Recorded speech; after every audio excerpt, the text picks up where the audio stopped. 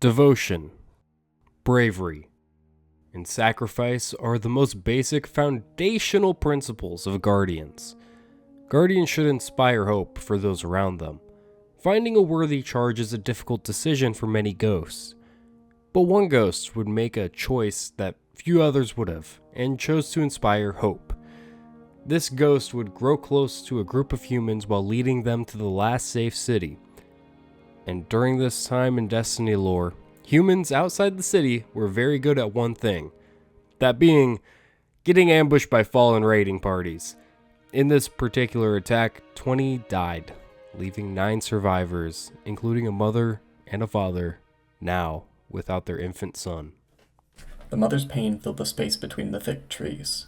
I turned back to her and saw it for the first time, the child's spark. Faint, but there.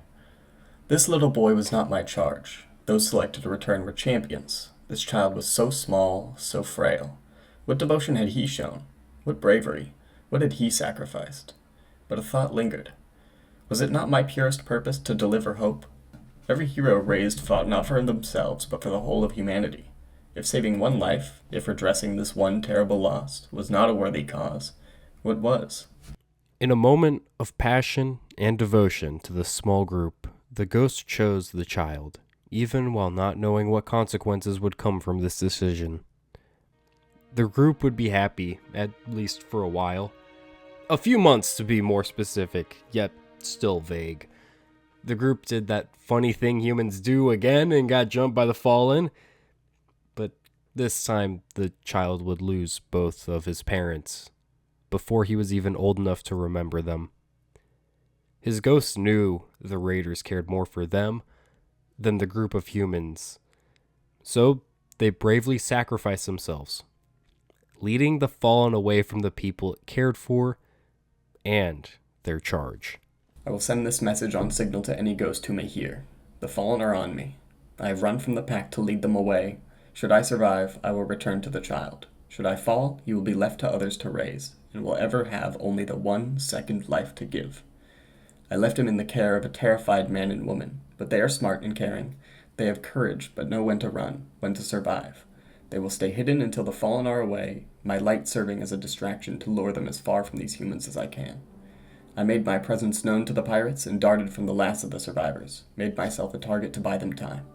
But that time is short. The Fallen are close now, and closing. I can hear the bark of their war cries. I can feel the spark of their blades. They've long since learned that to kill one like me is a future problem solved. I'm not sorry for the choice I made. The child gave hope, though fleeting. What comes next for him is unknown. But there is promise in him, should he find sanctuary, should he find guidance. This is not a confession. This is my hope. This is my... The small group would make it to a small settlement known as Palamon, and the child lived happily ever after. No, of course he didn't. And I can't believe I dragged myself down to that overplayed cliche. Honestly, look, I'm sorry about that, how lazy that writing was. Anyways, I've lost my place. I gotta look at my notes, see where we're at, okay? Kid died, gets revived, gets orphaned, ghost dies. Oh yeah, Palamon. So now, Shin Malphur, yeah. By the way, this video is about him. He's the child, Shin Malphur. Okay, so now that he's in Palamon and he's been adopted, life is pretty good. Sure, the town's magistrate is kind of strict and just not great generally. But one day a hunter showed up in Palamon. This would change his life forever. This guy's name was Jaren Ward. A young Shin would idolize him like a Minecraft Twitter stan. And Jaren and his ghost took special interest in the child. Like a Minecraft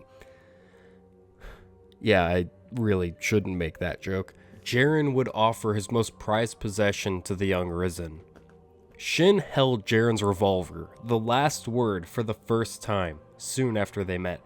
And this wouldn't be the last time. He felt its weight in his hands. Jaren would mentor the young Shin Malphur, teaching him everything he knew. After a few months, Magistrate Loken was tired of Jaren Ward being alive, basically. Loken calls him out and gets 9 of his guys to ready their weapons, all pointed at Jaren, even though these dumbasses know he's arisen, and his ghosts can always just bring him back, but this time angrier because they shot him, and they don't have means powerful enough or anything that's paracausal to destroy the ghost. Anyways, Jaren is staring down the barrels of 9 dudes right now. You question me? This is not your home. Everyone was still, quiet. Loken would continue to belittle Jaren Ward, but we really don't have time for all that. This is our town. My town. Not anymore. Those gonna be your last words then, boy? The movement was a flash, quick as chain lightning. Jaren Ward spoke as he moved. Yours, not mine. And in that moment, Jaren Ward turned Loken to a fucking example, smoking that magistrate pack, reminding the people that he is him. He's been him, and he will continue to be him. With one shot to the head, like his name was Jinxie, Jaren struck Loken down, becoming the new protector of the settlement, and further mentoring Shin. Jaren would protect Palamon for some time, but after a fallen raid, him and a group of citizens had left the settlement to track the fallen down, leaving Shin behind. The very next day, probably the most influential person in Shin's entire life would arrive in Palamon. This guy is Rizel Azir. Dredgen Yor, who is another person who could possibly have a video on them in the future, but I guess that's up to you guys if you like, comment, and subscribe, and ask for it really, really nicely. Anyways, Dredgen Yor was accepted into the town as he was passing through, and he would soon turn Palamon into nothing but ash. It is very likely that this event left Shin an orphan for the second time, and would awaken something inside him, and he set his sights on Dredgen Yor, the man who destroyed his town. Once Jaren returned, he would take Shin under his wing, not only as his mentor and friend, but now as his third father. Together, with a small group, they would search for Dredgen Yor, the man who raised their town.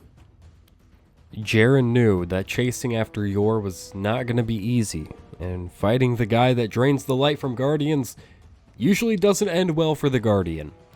So he wrote Shin a letter, just in case he lost that 1v1. Knew this day would come, and with it, one last lesson. There's an end to all things, kid. Good and bad. Sure, the best times seem small and the bad tend to linger, but the only permanent is eternity. I'm off to meet it. If you're lucky, someday you will too. For now, though, you've got road yet traveled and lives yet lived. I know you got hate in you. Most do. Trick is to use it instead of it using you. But you know this. Vengeance is a motivator, not the motive. Meant to, hope to, say these words to you one last time in person, but writing them down seems the safe bet with the prey we're tracking. Worst part about being a good guy? As much as you may want it, you can't always win. But that truth don't bother me. We do the right thing because the right thing needs doing. So, when another does harm, cast their shadow upon you or your kin, you go ahead and hunt for the justice needed to answer any sins inflicted. Don't hunt them because you've been wronged. Hunt them because what they did was wrong. There's a world of difference there, kid. One makes you selfish, the other makes you a hero. And I see a hero in you. Jaren would meet Dredgen Yor not far from camp, as the rest of the group was asleep. Jaren was one of the fastest hands in the whole system, but that doesn't help you when power levels are enabled and Yor was a titan with tier 10 resilience. As Jaren unloaded the last word, Yor drew his Thorn, and killed Jaren in just one shot. And the cool thing about Yor's Thorn, it means no res. You are dead, like dead. So Jaren's hardcore world is now deleted, and Dredgen Yor has a conversation with Ward's ghost. You are a monster. An old friend once saw me as the same. He was right, and earlier, so too would you be. You dare defend yourself? All you've done as anything but monstrous? No more than a hurricane. Then you're a force of nature? I am all that is right. You may not see it for lack of looking or blind ignorance, but I am all that is good. You've just murdered a good man. He shot first. Yet you stand. Guess he missed. He never misses. First time for everything. Then my light is an affront to all you are. I am your truest enemy. One of many. Would you end me? Not you. Not now. The shadow shows mercy. The shadow knows no such thing. Then what? The other. What other? The dead man's charge. The boy? You'd end him as well? If it comes to that, we'll see. I won't let you have the child. Been long enough now. Think maybe he's a man. You cannot have him. Not yet. I won't let you. That you could stop me is an amusing thought. Here. Take it. Why? Give the apprentice his master's sword. It is a gift. You cannot have him. You fear for his light He... is special. Yes. I am aware. You're trying to tempt him. You're feeding his anger. The gun is a memento. Nothing more. After Yor was finished bullying the little ghost whose charge had just been murdered and drained of their light in front of them, he sent the little light to Shin with the last word. When Jaren's ghost returned to camp, they scanned Shin Malphur and gave him the Master Sword. I mean, the last word. This would be the third time Shin has been orphaned. Twice because of the same person. So now it's personal. So Shin gears up and trains to track down and kill the man who raised his city and his life. And this would bring us to the most important moment in Shin's life, a decision that could change the entire system and the universe. Would he give in to hate and focus solely on his revenge? Or would he focus on rooting out evil and being a mentor for future guardians? This choice was made here on Dwindler's Ridge. Shin had met Yor one last time on Dwindler's Ridge. They stared into each other's eyes and nobody spoke.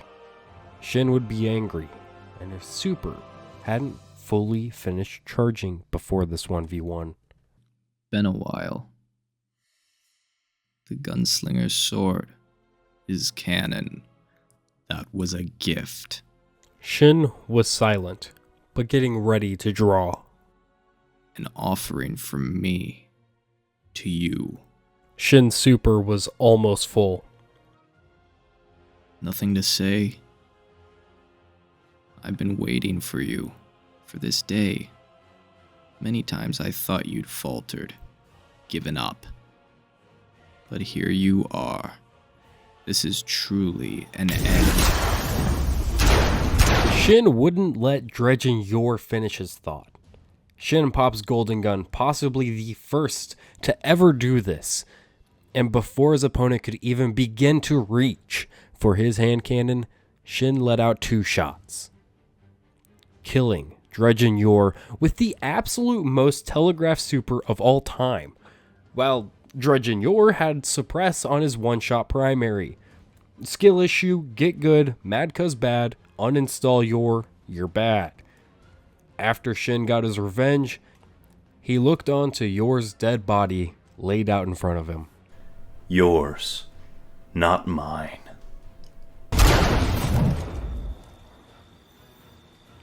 Shin fired another golden gun shot into Dredgen Yor's corpse for the BM before taking the Thorn and beginning his journey that would define his legacy, putting an end to anyone who followed the path of Dredgen Yor.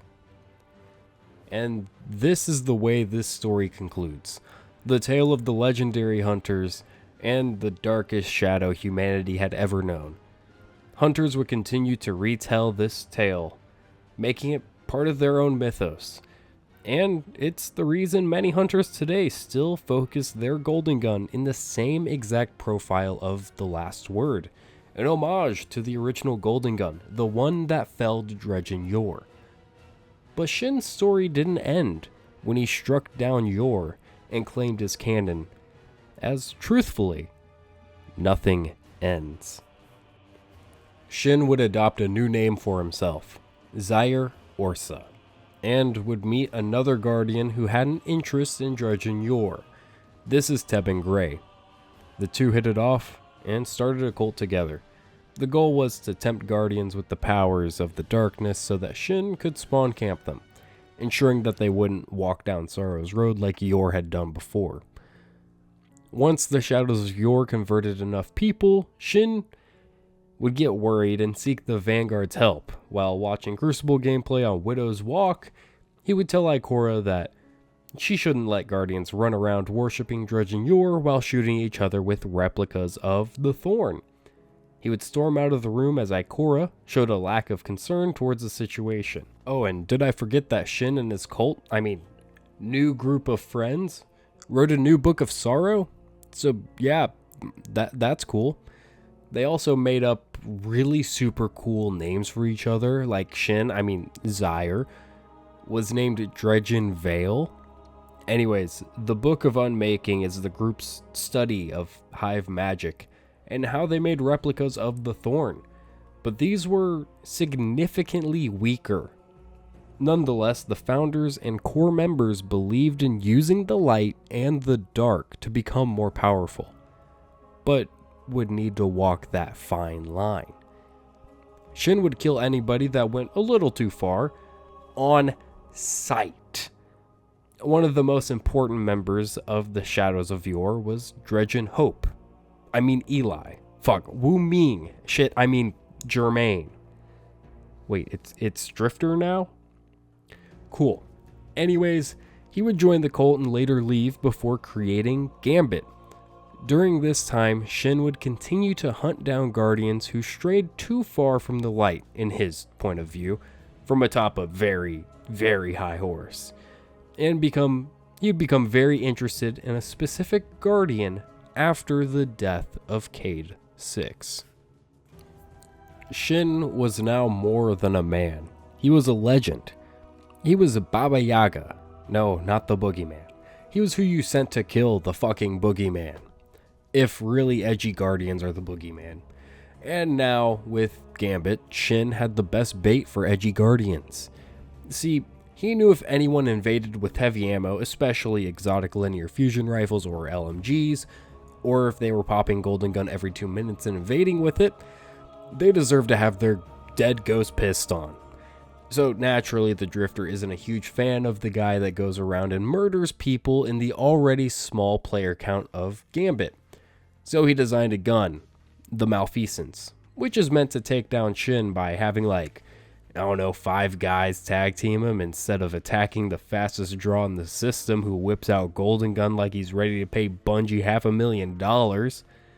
Malfeasance is given to anyone who plays a decent amount of Gambit, but when the coolest, most handsome guardian, the sexiest guardian, with the longest schlong goes to the Dreaming City for their Malfeasance, they run into a gravesite.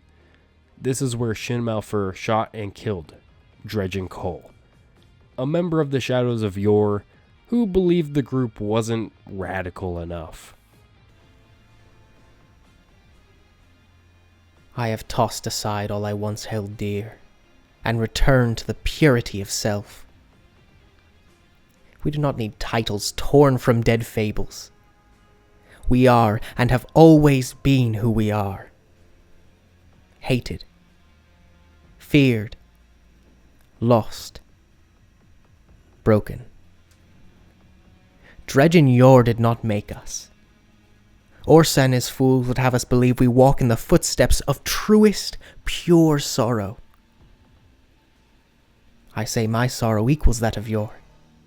I say it transcends. I say we are the future, and the future does not wait for failures resting as ash in a field on some lonely forgotten ridge. The book says we must be unmade. Not remade, not evolved, not improved. Unmade. To achieve such glories, we must start with ourselves. We must look into the abyss, naked and unafraid of its judgment against our many human weaknesses. But Orsa knows this, as did Bane and the others. They fear true judgment. They would hide behind their interpretations of Yor's ancient texts, seeking understanding as a means to delay what must be done. No more gambits. No more posturing. No more running from a lone man with a golden gun. Malphur is not a worthy foe. He is an excuse. No longer. From this moment on, we, those few brave enough to heed my words, will walk a straight line toward the abyss. We will end all who would change our course. Those are some bold words for a pendejo in Golden Gun range. I gave you a chance. Gave all of you a chance. I told you not to follow him. You and I are the same. Sometimes we do the wrong thing for the right reasons. Spoken like a true disciple. If you have any last words, now is the time. You'll never kill us all. I don't have to. You're killing yourselves.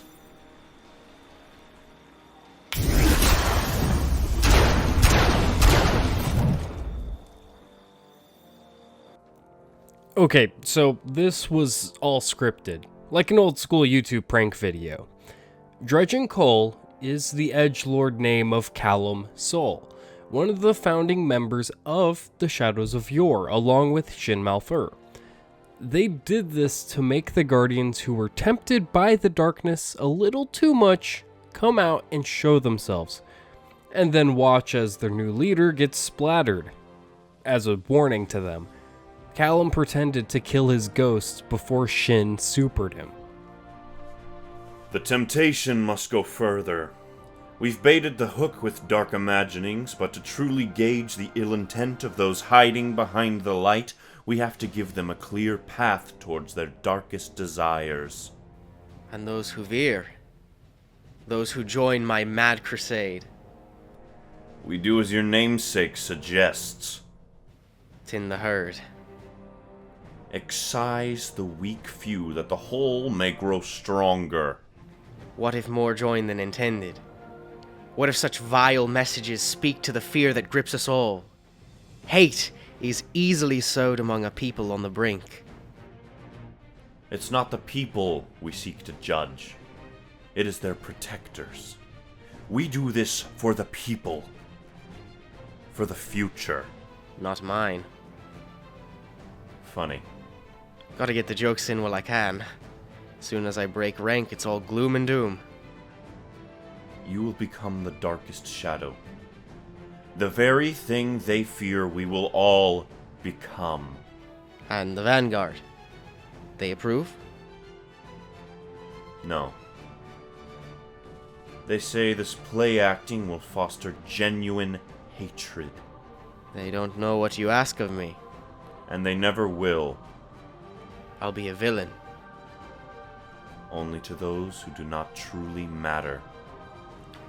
Anyways, a bit later, the Drifter needs our help dealing with the darkness hoopla, and as you keep investigating this, Shin tries to contact you and gives you a gift as you fight a hive weaponsmith who is making new weapons of sorrow.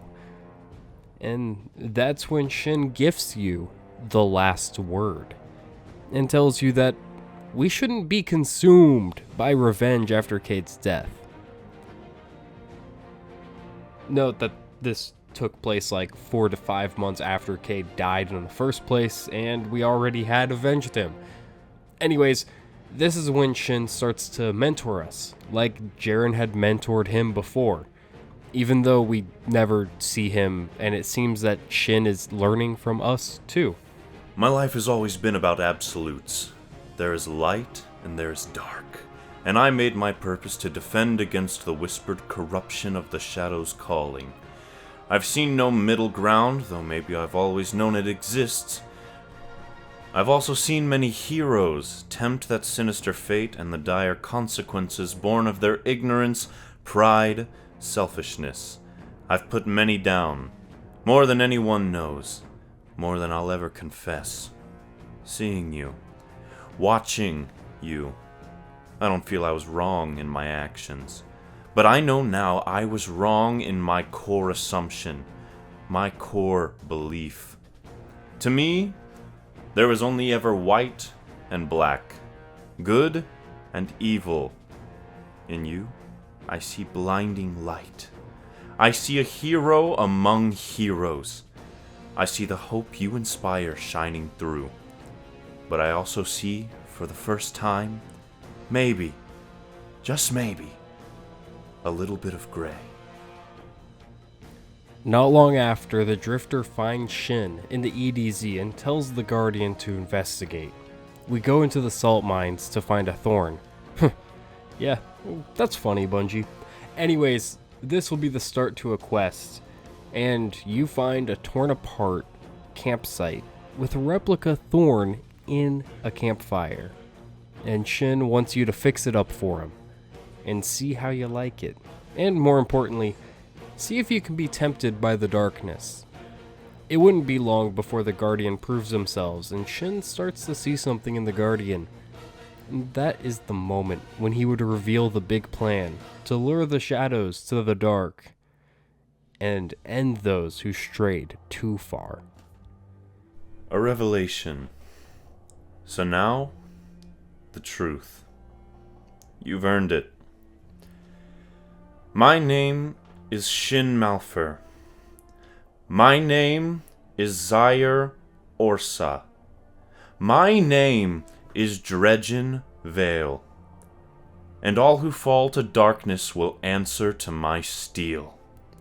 The shadows, the drifter's gambit, the seeding of fear that the infamous man with the golden gun was on the hunt, blinded by allegiance to the light and gunning for all who tempt the darkness. A necessary deception, offering two paths in order to draw out those eager for power beyond their means. Malfeasance was a gift, a sample to gauge the true hearts of those who reveled in the Drifter's games. Those sated by its wicked power were kin enough to know their limits. Those hungry for more, a danger worth tracking. In some cases, a danger in need of confrontation. But the game is only just begun, and I risk much like these here, me offering you the olive branch of truth and trust. Yes, I have led you to believe I was your friend and the shadows my enemy and yours. If all I've just revealed calls that into question, know that it shouldn't. The shadows are a danger. We are guided by the evolved and controlled methods of Dredgen Yor, except instead of death and destruction, I am offering the mysteries of power of the darkness as bait for those who would otherwise go freely into the abyss. I have built the perfect trap with which to cull the weak-willed, and it is working. After revealing his philosophy to his protege, Shin would reflect on his past, maybe coming off as a religious zealot and killing everyone who disagrees with you is bad for PR. So now he sees a guardian who can lead a movement to embrace the light as well as the darkness to protect humanity. So Shin needed to perform an experiment with the Guardian. Do you see your role in all of this? Can you understand the importance of your deeds? The hero of the Red War, the judge, jury, and executioner of the scorned barons. Your legend has only grown since your revival. So many challenges faced. So many obstacles overcome. It is you who must now show the rest. Every guardian, every warrior, every huddled, hopeful, broken soul that we are ready to face any threat. And to do so, we must be willing and able to become masters of the light and the dark. Shin would lead the Guardian to the original Thorn, the one that belonged to Dredgen Yor, and give them a choice, to be corrupted by the darkness or purify this weapon of sorrow. The Guardian would purify the weapon of sorrow with the help of Shin Malphur. Instead of using the OG Thorn, they make the Lumina, the very first and possibly only weapon of hope. And it's honestly kind of mid. Don't get me wrong, the healing and damage buff are a nice utility, but it's just not that great most of the time. Anyways, that's beside the point. The Guardian helped Shin prove his theory. Nothing taken by the darkness is truly gone forever. The power of malfeasance wouldn't seduce them. The Drifter's Gambit wasn't something most Guardians enjoyed. The last word felt right in their hands. A replica Thorn was only a tool for them to combat the enemies of humanity. This Guardian even held the original Thorn, Rizel Azir's rose, that was corrupted in the Hellmouth all those years ago. Unfucking wavered. Then, to purify the Thorn, to bring Rose back into existence, then infusing it with the light, creating the first weapon of hope, Lumina. The Guardian took the most corrupted item in the universe and extinguished the shadows within, so that a different power could be born. Well, Eris, Shax, and the Guardian kinda already did the same thing a while back with Oryx's sword being turned into Razelighter, Boltcaster, and Dark Drinker. But yeah, Shin just wanted in on that fun. Creating the Lumina, sending us a postcard, and then never talking to us again. Why does any of this matter? Well, there are a couple ways to look at it. You see, not incredibly long after the Guardian's final interaction with Shin, that same Guardian would learn the dark powers of stasis on Europa, and would need to control it, and not be corrupted by the Witness. Many in the city, human, risen, and soon Elixni alike, would be wary and distrustful of Guardians openly using powers of the darkness. One Guardian specifically would take on Shin's crusade. The only problem is, that was Shira, who knows next to nothing about Shin Malphur compared to our Guardian. She has no clue that he was a founding member of the Shadows of Yore, and that he used the darkness himself. She would eliminate any target using the darkness, partially in the name of Shin Malphur. That is his legacy to most in the system. A zealot, an inquisitor, the judge, the jury, and the executioner. Where we know him as a hypocrite, a schemer, a mentor. Hope. Our usage of stasis and the discovery of Strand are due in part to Shin mentoring just one special Guardian who would lead by example, proving time and time again that even the darkest shadows can be brought into the light, meaning that I can fix her. And that would be the real legacy of Shin Malphur, the child guardian, the man with the golden gun, Zyre Orsa, Dredgen Vale, the man who stared into the darkness and showed it his light, hoping for a better tomorrow. And that is the all of it.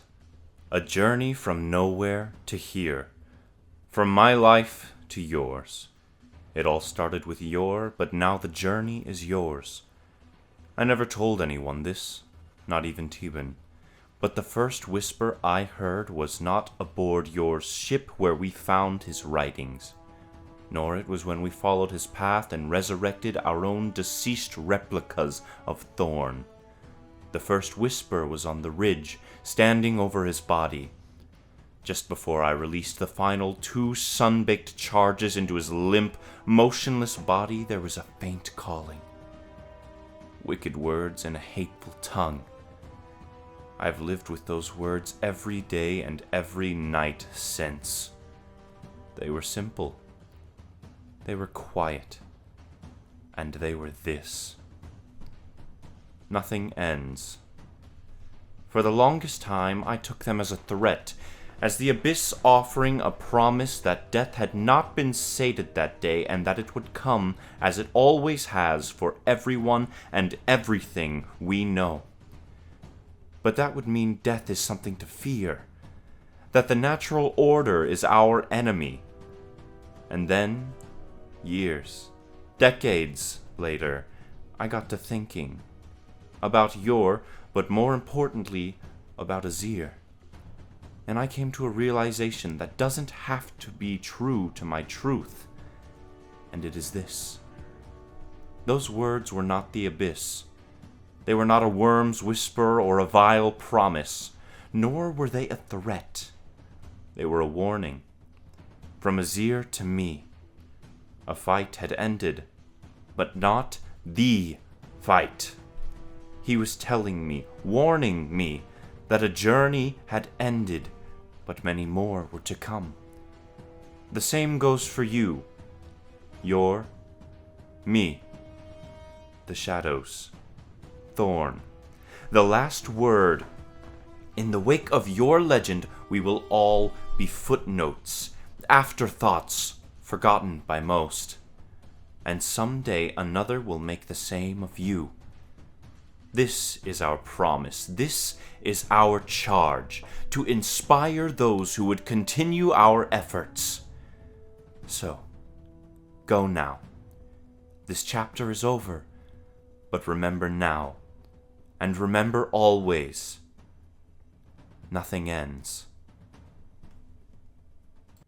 Absolutely massive thank you to everyone that helped me with this video and all of you guys watching, especially to this point. That's crazy. The video is actually over, but I'm going to roll some credits. And also, you should subscribe, hit the like button, comment, especially if you're this far in the video. Again, massive thank you. Check out the pinned comment. Should have the credits there and the links to all my stuff. Links to anything any of the other guys have if they wanted them there. Description should have that stuff too.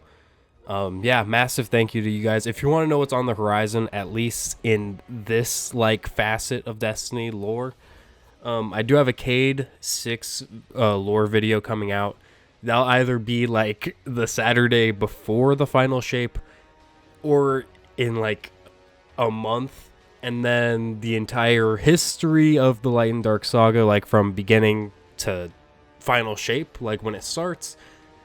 That'll be coming again either the Saturday before the final shape or sometime in May. Just trying to figure out which one I want to put in which slot. Probably Cade 6 before final shape, just because that whole history of Destiny video is going to take a while to finish. I'm writing the script right now. I'm at the end of Dark Below. I finished Dark Below. I'm on House of Wolves, which, is pretty early on, but it took a lot of time to get through the precursors to that point, and I left a lot of stuff out too. So it's just taking a while to write. already almost at 10,000 words, so we're expecting it to probably be like an hour long, maybe 2, 3. So yeah, super long video. Again, thank you guys for sticking around for so long. I know I told you guys about this video like a super long time ago. We just couldn't get it done until now. To be honest, it isn't the full quality I was aiming for, but it's still, I think this is pretty solid either way. And I'm hoping in the future, videos, especially videos like this one, I'm able to take that extra mile, but it just wasn't feasible to get this one out and do all that stuff. So I know I didn't set the expectations for this at all, but you know, I had my own internal ones that I couldn't keep up with. So anyways, just trying to get this out there for you guys. Hope you enjoyed it. And yeah, thank you to everyone that helped. See you next time.